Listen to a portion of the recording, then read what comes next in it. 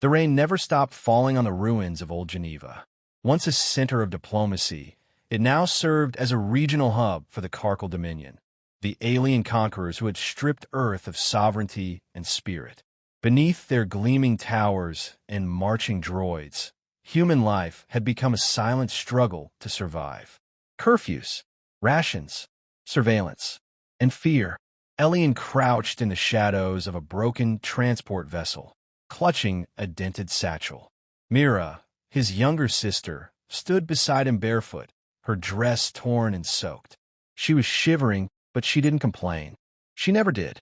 "You see that drone pass?" Elian whispered, peeking around the metal edge. Mira nodded. 3 seconds ago. It turned east. Elian gave a faint smile. "Smart girl." They darted out, feet splashing through oily puddles, racing across the debris-strewn alleyway. The satchel contained food cartridges and medical kits meant for an underground shelter hidden beneath the metro ruins. It wasn't much, but for the resistance, it was life. They didn't make it far.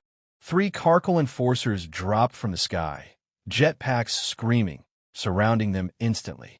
Towering and metallic, their faces were carved into permanent sneers, their armor bristling with plasma rifles and pain sticks. Elian raised his hands. "We're just scavengers. Please, she's just a kid." One of them struck him across the face. Blood sprayed the alley wall. Mira screamed and lunged, kicking the alien's shin. It didn't budge. 2 vermin, the squad leader growled, caught aiding insurgents. Orders, public purge. No exceptions. Within the hour, the arena filled with tens of thousands of silent watchers, most of them off-world. The Karkal Empire broadcast executions as entertainment and warning. A violation of Sector Law 7 to 93, involvement of human juveniles in insurgency, was a death sentence. No trial, no appeal. The execution square had been polished clean. A towering holoscreen floated above the crowd, cycling through news in dozens of languages. Earth resistance destabilized, one headline read. Another, 2 child terrorists to face cleansing.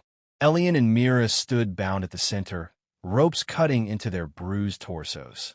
The floodlights made their pale faces look ghostly. Soldiers lined the edges in gleaming black, rifles in hand, masks hiding what little humanity they may have once had. Commander Vexel entered the square with the pomp of a gladiator. 8 feet tall, armored in living metal, he was a Karkal war hero, known for purging a dozen human cities in the span of a month. He didn't speak to the children. He didn't need to. Instead, he turned to the camera drone floating nearby. To the citizens of the Dominion, Vexel boomed, "Witness justice." These 2 creatures aided the resistance. Let their ashes serve as a warning. Elian held Myra's hand as best he could with his wrist bound. "Don't look away," he whispered. She didn't. The crowd was silent. A second later, 2 shots rang out. Elian fell. Then Mira. Tiny bodies crumpled like broken dolls. The holoscreen replayed the moment from 3 angles. The crowd still said nothing. Vexel turned and walked out of frame. The broadcast ended. But beneath the crust of a forgotten mountain in South America, a light flickered. A cold chamber, sealed for decades, came to life. Machines hissed. Data scrolled across blackened screens. And in the center of it all, a humanoid figure suspended in a fluid chamber began to stir. Activation key detected. Condition met. Human children executed on global feed. Protocol 7 unlocked. Humanity's final flame. Eyes opened, silver, burning with cold calculation. He remembered their names. He had been watching. Reaper had awoken, and he was already counting down the seconds. Reaper's eyes snapped open in the darkness.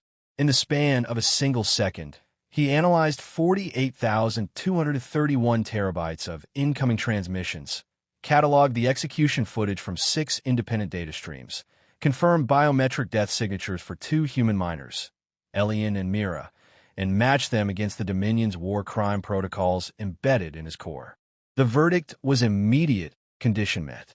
The ancient chamber groaned as pressure locks disengaged. Hydraulic arms withdrew from his spine and skull. Red warning glyphs blinked and vanished. Power surged through his frame, part alloy, part flesh, all fury. His voice processor activated, but he remained silent. It had been 31 years since Reaper last moved. He was a classified, human-integrated combat entity, part super soldier, part AI, born in the dying embers of Earth's final resistance. Only one condition had ever been hard-coded into his protocol. Do not wake unless humanity is truly lost. The public execution of children was that line. Somewhere, buried in his neural lattice, the final voice of Dr. Kayla Norin echoed. If they kill what's innocent in front of the whole galaxy, then they've chosen extinction. Reaper stepped from his pod. The chamber walls peeled open, revealing a subterranean launch tunnel long forgotten by the Karkal. As he walked, lights flickered to life, tracking his path. His armor formed around him like liquid metal, fusing with his flesh, covering old scars and forgotten wounds. Satellite links re-established. Surveillance tapped. Reaper ghosted into the world systems. Earth was a cage of checkpoints, drones, and orbital monitors. But they never saw him coming. He launched himself from the mountain. No aircraft, no engine. A rail-assist hyperleap sent him flying at supersonic velocity toward the sector where Elian and Mira had died just 8 minutes ago. Sector 17 was quiet. Too quiet. Karkal soldiers were still on patrol, unaware that something had woken beneath their feet. The command outpost, a sprawling bunker temple hybrid of alien design, stood proud in the center of the city ruins. A statue of Vexel loomed in front, his weapon raised over his head in triumph. Reaper landed without a sound. No alarms. He was invisible to Dominion sensors. His neural signature didn't match human or machine. He was something else entirely now, something they had no category for. He moved through the outer perimeter like vapor. One guard tried to speak, never finished the word. His chest ignited from within, collapsing into molten slag. Another tried to sound the alarm. His arm fell to the floor before he reached the console. Reaper didn't use bullets. He didn't need them. Thermal blades deployed from his wrists, white-hot and molecularly precise. A micro-drone swarm leaked from his back, slipping into vents and wires, blacking out cameras and flooding Dominion channels with white static. By the time the base commander saw the fires on the security feed, the entire eastern wing was already engulfed. Vexel stood at the center of his war room, staring at the footage. It was impossible. No entity moved. No heat signatures registered. Yet bodies fell. Explosions erupted. Metal melted.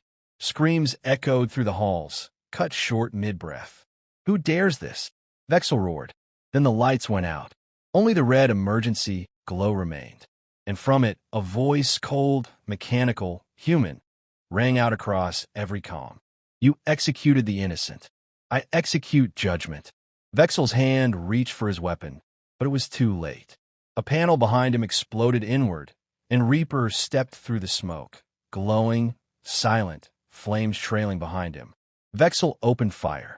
Plasma bolts scorched the walls, but Reaper was already in front of him. The first strike severed his arm. The second drove into his chest. The third, an ignition spark, set his internal organs ablaze. Vexel screamed, writhing on the ground as his armor sealed around him, cooking him alive from within. Reaper stood over him. No expression, no words, only the burning of justice. Outside, the sky lit up as Reaper sent a signal, rebroadcasting the execution of Elian and Mira, followed by the live feed of Vexel's agonizing death. Across every screen, every world, one phrase burned. You murdered children. Now burn with them. And with that, Reaper vanished back into the shadows. The hunt had begun. General Raxus watched the burning of Commander Vexel on a 10-meter hollow display aboard his orbiting flagship, Karnak's Dread One. The feed wasn't hacked. It was surgically embedded, streamed directly through Dominion encrypted channels. Clean, untraceable, deliberate, and it ended the same way each time, with the burning corpse of Vexel and a single line branded across the screen. You murdered children. Now burn with them. Raxus crushed the armrest of his war chair. This is not resistance, he growled. This is vengeance. The Karkal had ruled Earth for nearly 3 decades. Rebellions were expected, crushed, rebuilt. But this was surgical terror. No demands, no manifesto, just fire and silence. A ghost in the system. He turned to his second-in-command. Scrub all footage. Kill any soldier who repeats the phrase. And find me who did this. The aide hesitated. Sir, there's more. He waved a claw. Speak. We lost comms with 4 forward posts. Entire squads incinerated. Same burn patterns. No survivors. No recordings. Only the phrase left behind, scrawled in molten metal. Raxus stared. This wasn't a rebellion. It was an execution. Beneath the ruins of old Paris, deep within the metro catacombs, human resistance leaders watched the broadcast in stunned silence. Vexel, the butcher of Europa, the face of fear for a generation, was dead. Not assassinated. Erased. His death wasn't a whisper in the dark. It was a firestorm. A woman named Salin, a former resistance fighter turned smuggler, leaned forward. This isn't us. We don't have the tech. We don't have the reach. He's not with us, replied Marcus Hale, a grizzled war vet. He's something else. What is he? Another whispered. I think he was one of ours. Before the fall, a static burst crackled through their dusty monitors. Every screen flickered black, then white. Then words appeared, clean, surgical, bold. We are not finished. No one spoke. No one had to. It wasn't a plea for support. It was a command. Reaper moved across continents like a phantom. He didn't sleep. He didn't speak. He didn't stop. In the oil fields of former Texas, he burned an entire Dominion mech convoy. In the biolabs of Nairobi, he freed captive human children, then sealed the doors and turned the facility into ash. No survivors. No mercy. Each attack was recorded, rebroadcast across Dominion and resistance networks alike. Not to inspire hope, but to send a message. Justice would no longer be blind. It would be brutal. The Karkal began to whisper the name Ashbringer. They believed it was a code for a resistance cell. They didn't understand. It was a single entity. One mind. One fury. Reaper tapped into Earth's forgotten satellite arrays, hijacked comms, printed his warnings into Dominion documents, burned his symbols into military walls. His signature was always the same: crimson ash, seared corpses, and silence. In the throne world of Skarn, capital of the Karkal Dominion, the ruling council held an emergency summit. The High Lord Chancellor barked across the chamber. This Ashbringer has destabilized 3 sectors in under a week. He has no fleet, no army. Yet our garrisons flee in terror. A political officer interrupted. It's not just Earth. Colonies in Vargos, 9 in Arkesis have begun rioting. Our own soldiers fear being stationed on human worlds. Some are defecting. Defecting? To what? The officer hesitated. To the idea. The Chancellor fell silent. It wasn't just fire Reaper spread. It was defiance. A myth was taking root. The humans could fight back. But the fire they'd lost had been reignited. In a flooded district outside Tokyo, a group of orphans huddled around a salvage screen in the dark. They watched footage of Reaper walking through fire, untouched, unstoppable. Mira and Elian's names flashed on screen before it faded to black. The children didn't cry. They smiled. For the first time in their short lives, they saw something even stronger than fear. Hope wearing armor. And behind that armor, rage hotter than any flame. The Karnak's Dread One drifted above Earth like a god's hammer, cloaked in storm and steel. From its command deck, General Raxus watched the chaos below, burning outposts, fleeing patrols, collapsing Dominion infrastructure. Entire garrisons had gone dark. No messages, no distress calls, just ash. The Ashbringer was no longer a whisper. He was a war. Begin planetary sterilization, Raxus ordered. We scorch every resistance cell, every shadow, every sewer. I want the surface turned to glass. His second-in-command, bloodless and shaking, replied, Sir, we've already launched the first wave. It's not reaching the surface. Raxus turned. Why? The orbital relays are gone. Gone. Destroyed. From inside, The lights flickered. A cold hum swept through the bridge. Terminals died. Doors sealed. And then the ship's AI, designed by the Dominion's most advanced technocrats, began speaking in a voice it was never programmed to know. You killed children on camera. You ruled with flame.